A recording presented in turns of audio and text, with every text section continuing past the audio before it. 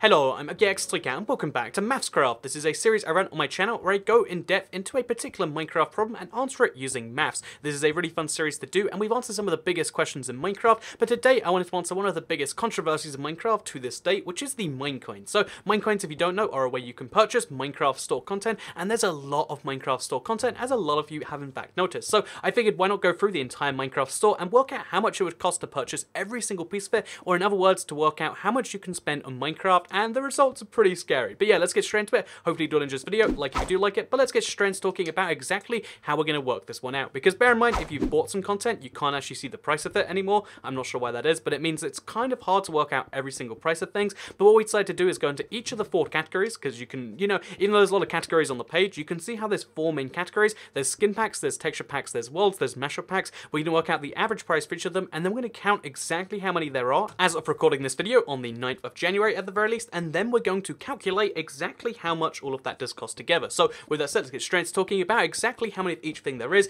and we'll start with the smallest categories because there is only 12 mashup packs actually. Most of the mashup packs are just by Minecraft themselves. Many creators just haven't really made mashup packs. There's only a couple of them on there, so there's only 12 in total, and each of the 12 mashup packs we'll assume are worth $9.90. Then there's 81 worlds you can download. This is by far the largest category in terms of expense because each average world is about $660. You see some on the way higher end of that, like close to 1,000, and you see some that only cost $160, but the average price is $660 here. And then also we have 12 texture packs, so again only 12 of those also, which I thought was interesting. Like I assumed there was way more, but according to the Minecraft store on my page, there's only 12 texture packs you can buy right now. And if we combine that with our average of 660, that gives us the total we need there. And then finally, let's talk about skin packs. I know skin packs on me on this channel are a fun like thing, but the truth is that yeah, skin packs are just ridiculous when it comes to Minecraft content because the amount of effort it takes to make a texture pack or a world or a mashup pack seems to be just way higher than a skin pack, and because of that, just guess the number of skin packs there are, and if you guess anywhere near 100, then you're right, because there is 98 skin packs as of me recording this video, and they seem to be the most popular, skin pack category, because even the servers now have skin packs, and, pretty much every creator has a skin pack of some form, and they seem to be wildly popular. So, again, I can't criticize it too much. I think there's too many in terms of how the current UI works, but there's a lot of skin packs that you can purchase, and they cost on average a lot less, again, because they're generally less fleshed out and, less like huge piece of content. They generally cost the average price, or in terms of the mean price, the most common one is 310. You see like 2 or 3 skin packs at 160, and you also see a lot of skin packs go way above that. There's 490, there's 660 because there's licensed skin packs, there's stuff like that. So to properly average that out, given that there aren't many 160s and there's a lot more than 310s, even though the vast majority is 310, we'll work out the average to be about 320. So a little bit more, given that that's also the right price for the minimum purchase in the store. 320 coins average per Minecraft skin pack. So now if we take all of these numbers together, we multiply the number of skin packs by the number of average we're using, 320, we get 31,360 coins you can spend on skin packs. We get 12 texture packs by 660 average coins, which means we can spend 7,920 coins on texture packs. We can spend 660 coins on a world, and there's 81 of those, so there's 53,460 coins we can spend on worlds. And then finally on the mashup packs, there's 12 of those, but they cost a $9.90 because they're pretty expensive as it turns out, and that means that the average cost there is 11,880 coins. So what does that mean for our total? Well, if we add all of those 4 numbers up together, 31,000 plus 7,900 plus 33,000, etc., then we end up with the total number of 93,920 Minecraft coins. So how much can you spend on Minecraft? 93,000 Minecraft coins as of recording this video. Again, every update they tend to add a big drop of new content, and we'll talk about that later because I want to talk about the monthly cost stuff. But for now, in the first 6 months of Minecraft, since the store has come out in 1.1 in June, there is 93,000 Minecoins worth of content, which is just insane, really. But yeah, let's then move into like exactly how much does Minecoins cost, because it's a really tricky question to answer, because honestly, this is the one thing about the Minecraft store where everyone can just object. Like everything else, it's like it's all optional, but the way they structure purchases in the Minecraft store, they're really rough because you have to buy these really odd increments. If you're curious as to why they do this, it's the same reason that like even like a casino does this, where they try to remove your money and give you some other currency, because it's easier to spend Minecoins than it is to spend real world currency. So they give you these really bizarre amounts, so you can't convert directly what exactly a Minecoin is into real world money. In pounds, it's a little bit easier because it's roughly, again, every Minecoin's worth about 50p or about 0.5p, but it's a little bit tricky to work out from dollars, which is what we'll be working out with today. And as you can see, the bundles are just really strange. So to work out the prices, we're going to have to work out how we'd buy 93,000 coins, and then we'd have to just again divide divide it and just see how much that does cost. So yeah, if we wanted to buy 93,920 coins with the fewest possible going over, at least that I could come up with, you want to buy 8,800 coins, because that's a new option they added to the store, and you want to buy that in increments of 10. You want to buy 10 sets of 8,800 coins. These cost $49.99 each, so that's the bulk of your cost.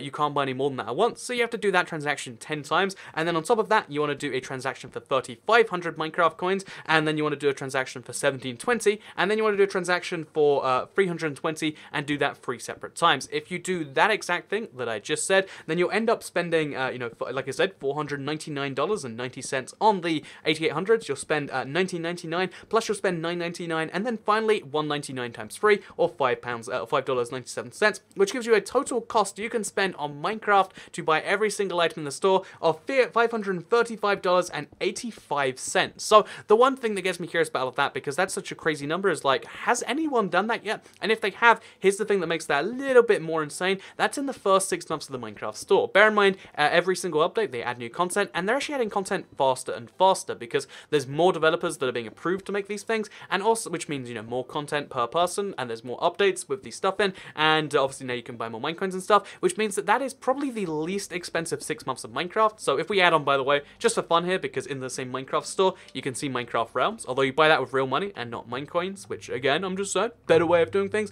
then the amount of money you could spend for 6 months of Realms, for each 6 months, it's just about $54. So we'll add that to the total, and we'll say like, okay, so you're spending about $600 every 6 months. And that means to pay for everything in Minecraft, again, not that you'd want to do it, but to pay for everything in Minecraft, you'd have to spend $1,200 every single year, which means, you know, over 10 years, like $12,000. And again, that price is going to go up over time, not down, but still, it costs $1,200 a year to buy everything in Minecraft. And this is the point where you might be like, oh, I'm going to get my pitchfork out, I'm complaining about the game. But as I mentioned previously in my, you know, how much money does the Minecraft store actually make? If you're curious, it made $1 million in the past, or it made $1 million in the first 3 months. It probably made a lot more after that. But in case you hear this and you think, well, Microsoft has ruined the game because they turned my game, which previously cost, like, on the App Store, they sold it for like 99p sometimes, but usually the game costs, you know, like $19.99, let's say, and they turned it into a $1,200 a year game. What's that all about? Well, the thing about all of the content, unlike every other game where they say it's optional, but then they try to pressure you into buying it, with the Minecraft store content in this game, although there's a lot of prompts for it in the main game, which are a little bit not great, the truth is these are all custom maps, and you would never be able to enjoy $1,200 worth of content a year, because even to, you know, to enjoy the 90, I think it's 88 worlds out right now, I said earlier, right? Of the 81 worlds that are out, and the 98 skin packs, you can't enjoy 98 skin packs. There is no way you could do that. Most people can't realistically enjoy 3 skin packs at once, and it's the same with worlds. Like, 81 worlds is so much. That's a world every, you know, like, other day of the year, if you include Mashup Pack worlds, which means that realistically, it's not something you're going to want to do. There are some worlds you would never even want to buy. There are some texture packs you'd never want, and realistically, most people buy like 1 of each, and then maybe they'll see if something's interesting, and I think that's why this store is the best example of microtransactions in games, and I actually want to see it succeed as a good example to other games of like, don't be evil, don't force people or manipulate people into buying stuff, and along those same lines, because I say this at the end of the video, but I really feel like if anyone from Microsoft ever watches any of these things, Minecoins are the one problem with your system. Otherwise, it's a really perfect, you know, it's, I don't want to say altruistic, but it's a system which gives, you know, the people who make the maps money. It's a system which is entirely optional, but still funds the game, but the Minecoins are the part of the system that no one likes. This is where everyone looks at it and goes, oh, so Minecraft has turned into a terrible mobile game, because the idea of having to buy pretend in-game currency to get your real currency, that's something no one likes.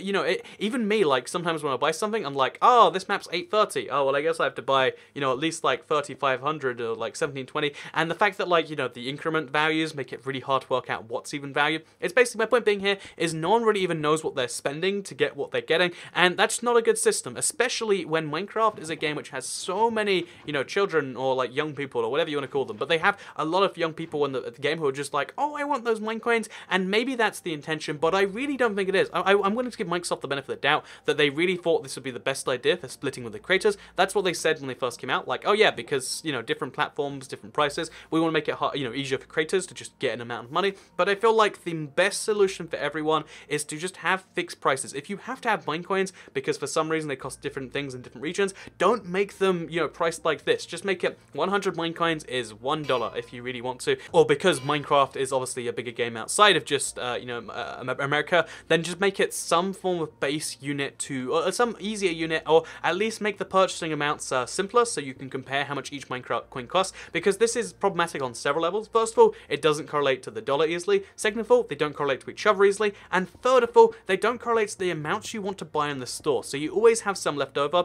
Even in the example I gave in this video where you spend that $535, you're giving Microsoft $535, but really you should be giving them $532 or something, because you actually end up with 200 something spare. My point being is just, I feel like there are 3 problems with Minecoins, but otherwise it's a great system, and I wanted to get that out there because every time we talk about Minecoins, I hope someone out there with some ability to get the word to someone, because again, I feel like the big problem with Minecraft is not that they're doing anything wrong. They're one of the best developers in terms of what they're doing, but every now and then they just have something where they really miscommunicate the game with the public, and yeah, again, Minecoins are the thing that make, they're the make or break point in the system. It's otherwise a perfect system. With the Minecoins, it's a system that makes people go, wow, you can spend in a certain amount of money here, and that's just something I wanted to get out of the way. I hope you all enjoyed the video though. Like if you liked it, share if you really liked it, subscribe if you're around here, and turn on notifications to see these videos daily on your homepage. Thank you very much for watching, and I'll see you all next time. Bye!